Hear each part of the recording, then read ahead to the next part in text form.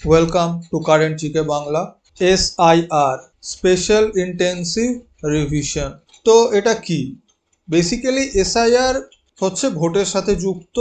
কি হয় যে প্রত্যেক বছর এবার কি হয় যে এইবার যে ভোটার লিস্টে আছে যে মানুষগুলো ভোট দিচ্ছেন, এরকম কিন্তু শিওরিটি নেই যে পরের বছরও বা পরের ভোটেও সেই মানুষগুলো ভোট দেবেন। আজকে যদি বিধানসভা ভোট হয় 5 বছর অন্তর বা লোকসভা ভোট হয়, তাহলে এই 5 বছরে যে লোকসভা ভোট যারা ভোট দিচ্ছেন তার মধ্যে অনেকে বয়স্ক মানুষ আছে, তাদের মধ্যে অনেকে হয়তো 5 বছর পরে বেঁচে নাও থাকতে পারেন, অনেকে বিদেশে চলে যান, থাকেন না। তো কি হয়, এটা জেনারেলি একটা প্রক্রিয়া প্রত্যেকবার ভোটের আগে যাতে ভোটার লিস্ট সংশোধন করা হয়।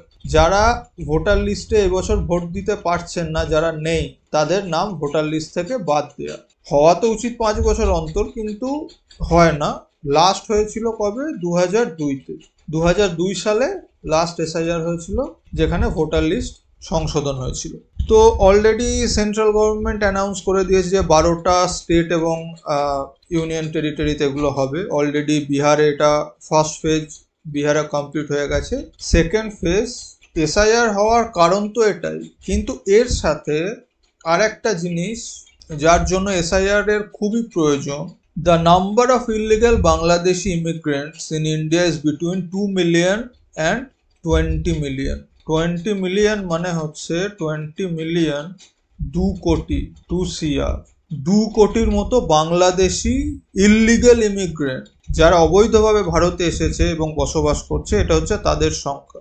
এটা রীতিমতো চমকে দেওয়ার মতো। তার কারণ হচ্ছে একটা দেশের জনসংখ্যার 1 to 2%, একটা গোটা কান্ট্রির জনসংখ্যার যদি 1 to 2% ইললিগাল ইমিগ্রেন্ট হয়, অবৈধভাবে বসবাসকারী, মানে তাহলে একটা দেশের গোটা বাজেটের, আমাদের দেশে সাপোজ টোটাল বাজেট দেখা যাচ্ছে হয়তো 1 লাখ CR, 1 লক্ষ কোটি টাকার বাজেট, তার 1% 1,000 কোটি টাকা। যদি বাজেট 1 লক্ষ কোটি, তাহলে 1,000 কোটি টাকা ইললিগাল বাংলাদেশিদের পিছনে খরচ হচ্ছে। কারণ তারা এখানে সবাই, মানে অলরেডি এটা সবাই প্রুভেন, মানে এখানে 10,000 5,000 টাকা দিলে ভোটার কার্ড বানিয়ে দেওয়া হয়, আধার কার্ড বানিয়ে দেওয়া হয়, ইন্ডিয়ান ডকুমেন্টস পাসপোর্ট বানিয়ে দেওয়া হয়।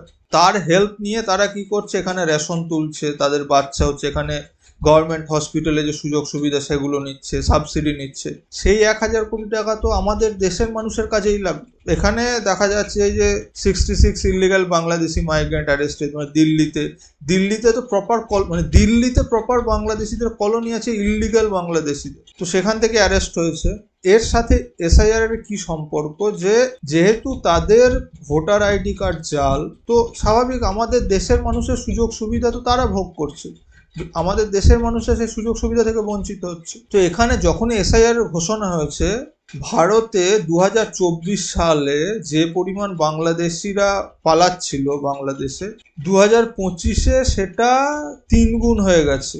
এবার এর মধ্যে মনে প্রশ্ন আসতেই পারে যে এই SIR এর সাথে পাকিস্তানের কি সম্পর্ক এবার দেখা যাক। কাশ্মীর, বহু বছর ধরে কাশ্মীর মানে আতঙ্কবাদীদের জন্য একটা সেফ প্লেস ছিল। কাশ্মীরে যে পরিমাণে আতঙ্কবাদীদের ঠিকানা ছিল, বা সেখানে যেভাবে আতঙ্কবাদীরা খোলাখুলি ঘুরে বেড়াতো, বা পাকিস্তানের সঙ্গে যে লিঙ্ক আপ ছিল, সেই লিঙ্ক কিন্তু এখন অনেকটাই, মানে 99% বলতে গেলে সেই লিঙ্ক কিন্তু ভেঙে গেছে। পাকিস্তানে যে আতঙ্কবাদী সংগঠনগুলো আছে, তারা কাশ্মীরে আর সেইভাবে অ্যাক্টিভ হতে পারছে না। তো তাদের একটা বিকল্প ব্যবস্থা তৈরি করতে হবে, আর সেই বিকল্প ব্যবস্থা তৈরি অলরেডি হতে শুরু করেছে শেখ হাসিনার পতনের পর বাংলাদেশে। ইউনূস এসেছে, সবাই জানে যে আমেরিকার দালাল, আমেরিকার কোলে বসেই এসেছে। তো বেসিক্যালি এইখানে বাংলাদেশে যে anti India, actually anti Hindu sentiment তৈরি হয়েছে, তো সেখান থেকে পাকিস্তানের সাথে বাংলাদেশের সম্পর্ক অনেক বেশি মজবুত হয়েছে আগের থেকে। এবং বাংলাদেশের যে নিষিদ্ধ জঙ্গি সংগঠনগুলো ছিল, যেগুলো শেখ হাসিনার সময় অ্যাক্টিভ ছিল না সেইভাবে, এখন কিন্তু তারা আবার অ্যাক্টিভ হতে শুরু করেছে। তো রিসেন্টলি একটা ঘটনা ঘটেছে যেটা আমাদের জন্য সত্যি একটা চিন্তার বিষয়। অলরেডি এটা নিয়ে হয়তো এরকমই আন্দাজ আমাদের এখানকার ইন্টেলিজেন্স সংস্থা এবং আর্মি করেছিল, ঠিক আছে? সেই কারণেই দেখা যাচ্ছে যে বৈঠক হয়েছে। অজিত ডোভাল পশ্চিমবঙ্গে এসেছিলেন, আর্মি চিফের সাথে হয়েছে, প্রাইম মিনিস্টারের সাথে হাই লেভেলের সিকিউরিটি মিটিং হয়েছে কলকাতাতে, ফোর্ট উইলিয়ামে। তো বাংলাদেশ দিয়ে যে পাকিস্তান যে হামলার আশঙ্কা করবে বা বাংলাদেশের যে পার্ট সেটা যে অ্যাক্টিভ করবে, তার ইনপুট কিন্তু অনেক আগে থেকে আমাদের ইন্টেলিজেন্সের কাছে ছিল। পাকিস্তানে আর্মির একটা টপ লেভেলের জেনারেল, যার নাম হচ্ছে শাহিদ শামশেদ, বেশ কিছুদিন ধরে বাংলাদেশে রয়েছে। এবার সবাই এটাকে একটা ডিপ্লোম্যাটিক মিটিং বা ডিপ্লোম্যাটিক টাই আপ বলছে, ঠিক আছে, সেটা সবাই বলবে, কিন্তু তার চেয়েও অ্যালার্মিং যেটা রিসেন্টলি কয়েকদিন আগেই দিস পার্সন, এর নাম হচ্ছে ইবতিসাম ইলাহি জাহির, বহুদিন ধরে কাজ করেছে কার সাথে? হাফিজ সাইদের সাথে। হাফিজ সাইদ ইন্ডিয়ার most wanted, number 1 most wanted terrorist এবং UN designated terrorist, United Nation designated terrorist. তার সাথে বহুদিন কাজ করেছে, মানে কাইন্ড অফ তার অ্যাসিস্ট্যান্টই বলা যায়। এই যে পার্সন রিসেন্টলি বাংলাদেশে এসেছে। ভারতের সাথে বাংলাদেশ 2000 কিলোমিটার, এই যে এরিয়াটা না, পুরো টোটাল ভারতের সাথে বর্ডার 2000 কিলোমিটার বর্ডার কিন্তু বাংলাদেশের সাথে ভারতের শেয়ার করে, যার মধ্যে 600 কিলোমিটার 600 কিলোমিটার কোনো ফেন্সিং নেই, মানে কোনো কাঁটাতারের বেড়া নেই। 600 কিলোমিটার এলাকা ওপেন বর্ডার। আর এই যে ইবতিসাম, এ এসেছে কিন্তু বাংলাদেশের সব জায়গায় ভিজিট করেন, শুধুমাত্র বাংলাদেশের সাথে ভারতের যে বর্ডার এরিয়া আছে, পুরো বর্ডার এরিয়া যতগুলো ডিস্ট্রিক্ট আছে এবং বর্ডার এরিয়া লাগোয়া যত এলাকা, সেই জায়গাগুলোতে কিন্তু এ ভিজিট করেছে। তো এর পিছনে যে বড় কোনো প্ল্যান আছে, কারণ অপারেশন সিন্দুরে হাফিজ সাইদের কি অবস্থা হয়েছিল আমরা সবাই দেখেছি। তো রিভেঞ্জ নেওয়ার জন্য প্ল্যান তো করবেই। আর যেহেতু এখন বাংলাদেশ আনস্টেবল অবস্থায় আছে এবং বাংলাদেশের মধ্যে এখন মানে মৌলবাদ চরম সীমায়, তো কাশ্মীরের থেকে বেটার হচ্ছে আর একটা সাইড বাংলাদেশকে ইউজ করা, আর সেই প্ল্যানিংই চলছে।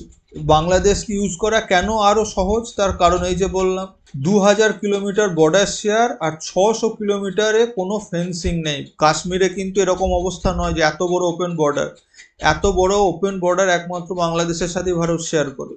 তো অনেক ইজি হচ্ছে এখান দিয়ে। নর্মাল লোক তো আমরা বহুবার দেখেছি যে ভারতে কিভাবে ইনফিলট্রেট করে, কিভাবে ঢোকে বর্ডার দিয়ে। তো নর্মাল লোক যদি ভারতে ঢুকতে পারে, তো এখান দিয়ে কোনো আতঙ্কবাদী ঢুকতেই পারে। আতঙ্কবাদী ঢুকে এবং সেটা খুবই অ্যালার্মিং, সে এসে ভারতে যে কোনো জায়গায় কোনো বিস্ফোরণ বা অন্যান্য কোনো আক্রমণ অ্যাটাক করতেই পারে। তো যার জন্য নেক্সট অ্যাটাক কিন্তু বাংলাদেশের থ্রু প্ল্যানিং হচ্ছে। তো এর এগেনস্টে ভারত কি ব্যবস্থা নিচ্ছে বা কি ব্যবস্থা নেওয়া দরকার? প্রথমত আমাদের বর্ডার সিকিউরিটি ফোর্সকে, নাম্বার 1 হচ্ছে বর্ডার সিকিউরিটি ফোর্সকে আরও অ্যালার্ট থাকতে হবে, যেটা মানে দিনরাত আমাদের বর্ডার সিকিউরিটি ফোর্স সেই কাজটাই করে চলেছে, বিএসএফ। এবং ক্রস বর্ডার ইন্টেলিজেন্স আরও স্ট্রেংথেন করতে হবে। থার্ড হচ্ছে ডিপ্লোম্যাটিক লেভেলে, ফার্স্ট থিং এই যে বললাম এসআইআর, এটা শুধুমাত্র যে প্রথমে ওই জন্য শুধুমাত্র যে ভোটার তালিকা সংশোধন নয়, এই যে পাকিস্তানের যে চক্রান্ত বা বাংলাদেশিদের যেভাবে ইনফিলট্রেট করা এবং লোকাল সাপোর্ট যেভাবে তারা পাচ্ছে, সেটার উপরে একটা বিরাট বড় ক্র্যাকডাউন কিন্তু এসআইআর। তো থার্ড তো ডিপ্লোম্যাটিক এসআইআর চলছে। এবং ফোর্থ হচ্ছে আমাদের যে ডিপ্লোম্যাটিক সোর্সেস আছে, সেই ডিপ্লোম্যাটিক সোর্সেস দিয়েও বাংলাদেশের উপরে প্রেশার ক্রিয়েট করার চেষ্টা করতে হবে, যেটা করা খুবই ডিফিকাল্ট। তার কারণ হচ্ছে বাংলাদেশে কোনো স্টেবল গভর্নমেন্ট নেই। আমি আগেও বলেছি ইউনুসকে, যেদিন ইউএসএ বলবে ইউএসএ ফিরে যাও ভাই, চলে এসো, ও সেদিনই চলে যাবে, কারণ ওর বাংলাদেশের ভালো মন্দ বা এই সব নিয়ে ওর কোনো মাথা ব্যথাই নেই। পাতি ওকে ইউএস পাঠিয়েছে, ইউএসের কথায় কাজ করছে, যেদিন কাজ শেষ হয়ে যাবে আবার ফিরে যাবে। তো বাংলাদেশে কি হচ্ছে না হচ্ছে তাতে ইউনুসের কিচ্ছু যায় আসে। তো ডিপ্লোম্যাটিক টাইজ দিয়ে করাটা টাফ, বাট সেটাও যতদূর আমাদের ইন্টেলিজেন্স এজেন্সিরা আছে বা ডিপ্লোম্যাট যারা আছে তারা তো চেষ্টা করবে। তো এটাই ছিল যে এসআইআর আর পাকিস্তানের মধ্যে সম্পর্ক এটাই, যে পাকিস্তান থ্রু বাংলাদেশ চেষ্টা করবে ভারতের মধ্যে অশান্তি ছড়ানোর, আর ভারতের ভিতরেই যেটার উপরে একটা ক্র্যাকডাউন করার চেষ্টা হচ্ছে এসআইআর দিয়ে। তো আজকের ভিডিও এটাই ছিল। ডিফেন্স বা জিওপলিটিক্সে যাদের ইন্টারেস্ট আছে তারা চ্যানেলটাকে সাবস্ক্রাইব করে রাখতে পারেন, কারণ প্রত্যেক সপ্তাহেই এই রিলেটেড ভিডিও আসে, যা যা আপডেটস হয় সেগুলো দেওয়া হয়। আর যদি কোনো পার্টিকুলার বিষয় নিয়ে ভিডিও বানানোর সাজেশন থাকে সেটাও কমেন্টে সাজেস্ট করতে পারেন, সেই বিষয়ে ভিডিও বানানোর চেষ্টা করব।